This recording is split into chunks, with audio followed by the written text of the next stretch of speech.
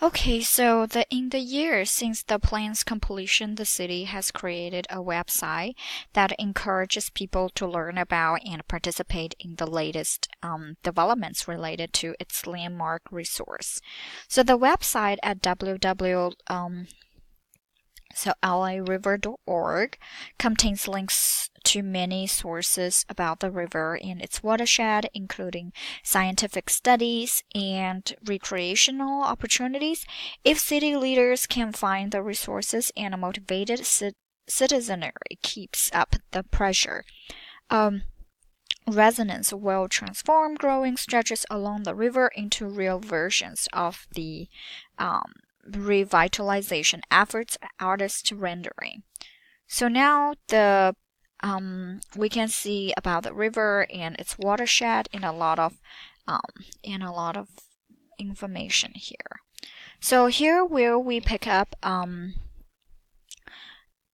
the thread here is we will use the city's real need for water redevelopment as launching point for a park sitting analysis using a geographic information system.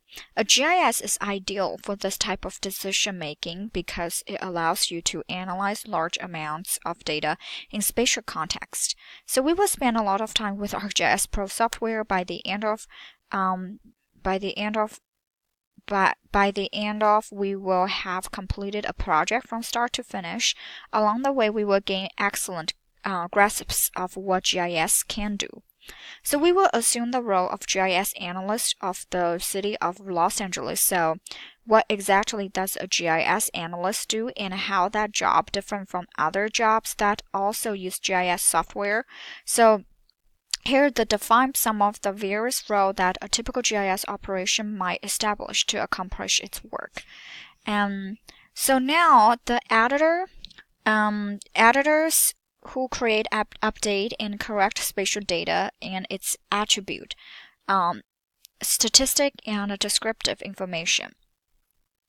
So cartographers, people who make and publish maps, solve information design problems. So I think a lot of job role they want you to combine that cartographer, analyst, people who query, process, and geographic data and to solve analytical problems. So you also have to publish maps as well. So programmers, people who implement custom GIS functionality by developing scripts and applications for specific procedures. Manager, so who oversees staffing and equipment, database design, workflow, new technology, and data acquisition. So those are the managers. So here at the center of the book is analytical.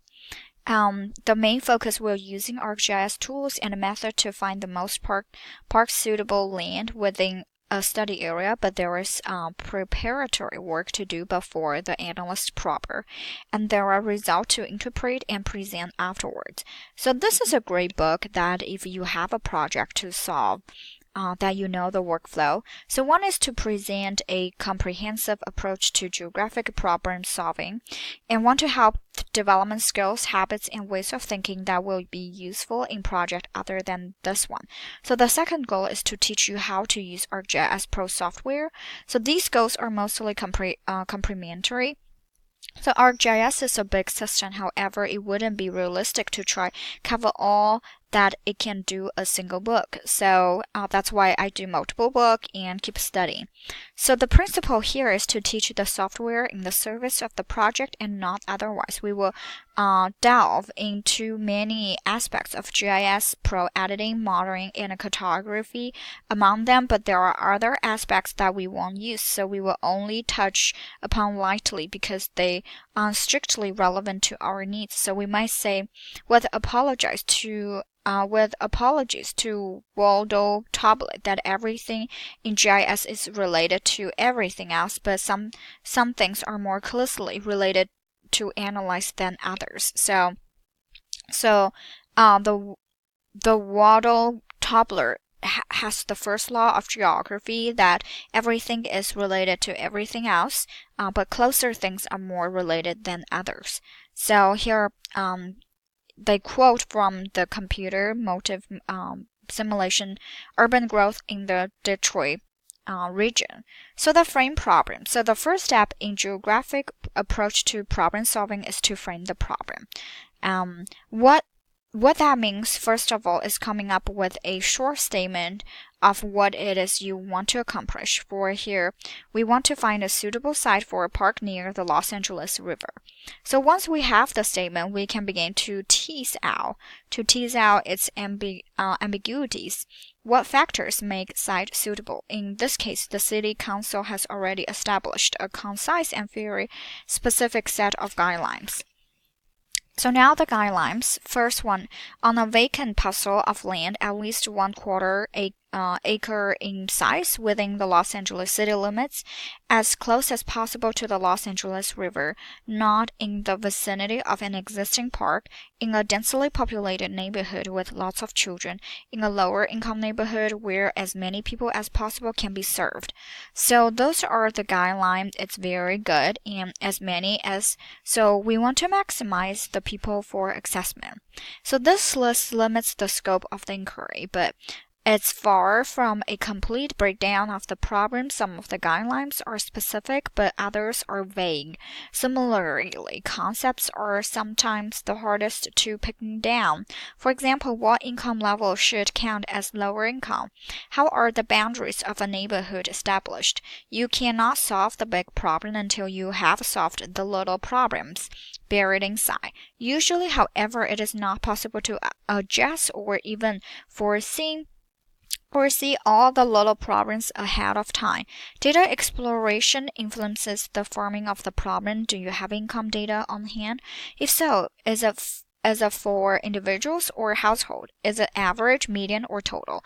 To the extent that the questions themselves are indefinite.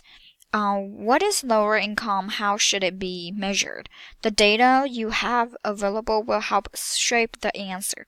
Analysis also influences the framing of the problem. Given that you want a 1/4 acre tract of vacant land, what do you do about adjacent lots?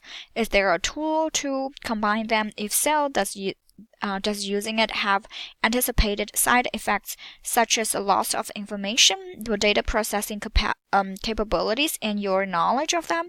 Many determine how you define a 1/4 acre parcel. Even the results of an analysis influence the framing of the problem. Suppose after having carefully defined the guidelines, we run the analysis and don't find any suitable sites. Do you report to the city council that there is just no room for a park? More likely, we will change some of the definitions and run the analysis again. Framing the problem, therefore, is an ongoing process, so one that will occupy you throughout much of this book. So here. Now we're going to explore the study area. We will get to know Los Angeles River and its surrounding area with maps and data. At the same time, we will learn the basics of working with ArcGIS Pro, how to navigate a map, add and symbolize data, and get information about map features. So now we're going to see the preface of how to install ArcGIS Pro. I already did that a while ago. So and sometimes they log me out. You have to have an account to log yourself in. Excuse me. I'm gonna close out here. And to start ArcGIS Pro, you can just go to Start menu, and ArcGIS Pro is here, or you can go to ArcGIS. My ArcGIS Pro is here as well. So we're gonna create a new project. Click a blank one. Oh, this is ArcGIS Globe. Alright, ArcGIS Pro is right here. 10.4. I don't have it yet.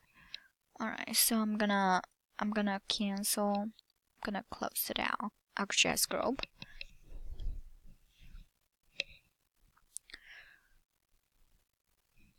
Alright, so now we're gonna start a blank one. It's right on here. So the name, we're gonna type LA River underscore park site.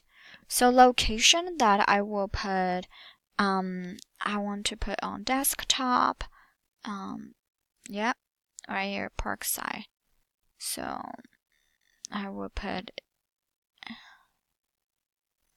in UGIS 3, click OK. So I'm gonna click OK.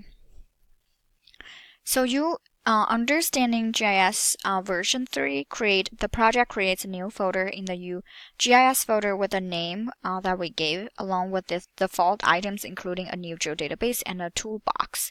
So why is that? This is catalog. Go back. Okay. So now I'm gonna go back. Alright, right here. So understanding GISC.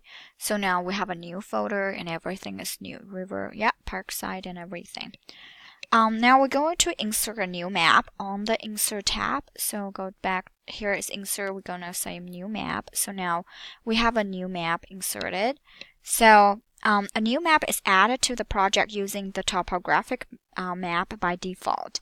So here on the right side of the application in the project name, this pane contains all the map data tools and other resources associated. So this is called well, this is not updated yet. So right now here it changed it back to catalog instead of project pane. So here it says it should be catalog pane right now. It depends on what version, but if you have account, usually you will just update it along the way. Once they have updates, then you just update your ArcGIS Pro and expand the maps item. So it's right here in maps item. Map is here. Note that a new map simply named map has been added to the project. If the project pane is not displayed, we go to View tab and click Project. So, and now we're going to rename the map by right-clicking map right here. So I have a rename. So I'm gonna rename lesson 1A. Okay, lesson 1A. There. So that's how you rename. And now we're going to change the base map to streets. So base map is here. I'm gonna go change it into street. So on the base map tab, we click the base map by clicking the base map button in the layer group. So layer group is right here. The base map gallery is displayed with several different base map options. So now click the street base map. So which I did, street base map. And the World Street Map base map is added to the Lesson 1 map. It has an entry in the Contents pane on the left. So again, click the View tab if necessary to open the Contents pane. So now if this one is gone, then you can just click it. So the Map tab at the top of the application includes tools for navigation, layer selections, inquiries, and labeling. As different tabs are selected, insert analysis, view, edit, and share. So that's everything here. And different tools will appear on the ribbon. Additional contextual tabs, including appearance, labeling data, will appear depending on the tasks you are performing. So now I like floating windows. So as you know, we already went through 2 books, so each time I just like to floating it. Now we're gonna zoom into Southern California. Like the previous, we always click map and go to bookmark. So now we can do a new bookmark. Now we will zoom into the area of interest, which is Southern California, which is in Los Angeles right here. Experiment with navigating the map with a mouse. Push the scroll wheel forward to zoom in. Push the scroll wheel back to zoom out. Drag any direction with the mouse. So button to pan and drag up the right upper mouse to zoom out. And right, alright. And then drag down the mouse button to zoom in. Press and hold the Shift key and drag a box with the left mouse button to zoom in. So I will hit a Shift key there.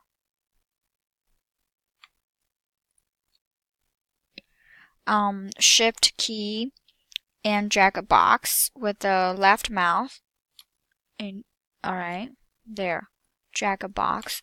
You have to hit Shift key so that you can drag a box. So I think in the old version you can use make a box, but here I don't think you can just drag a box. Here you can just pan, but if you hit shift key, you can drag a box.